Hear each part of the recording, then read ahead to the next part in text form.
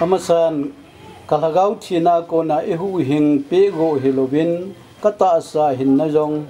tuni chan ge ja damna apia pakai kapathin hing su kathang wai na hi sule naw chagate po nat na jala zion lapi hin sim do na dinga lungthim hin pia pathin chu kathang wa e ka hin sim lo na aji chu leisi chunga kinga na ding nei lo sangha ho hin pakai jisu krista hu hing na ane yowa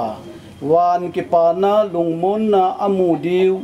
chule ta sa langa jong pathinin malsom na ape owa ahin kho akile do sa diu deisa na le puna na jala ka hin sim do ahi e alaka hi chapa jang lal hau ki mine sim pe hin chule la hi nunga cha chan hau ki min asan amani chunga jong pakai minin ka ki pa na ka phunge chule tunin chanu nei pi chong jong pathian lo pi na dingin Zion Orphanage Home muna chapang ho to la ka sa ki na hin pathenin asateni mangcha hen lang angai hajo se sangha ho lainat pi na le kho sa na so do hen ka ki pa e ke marven pawngam chong loi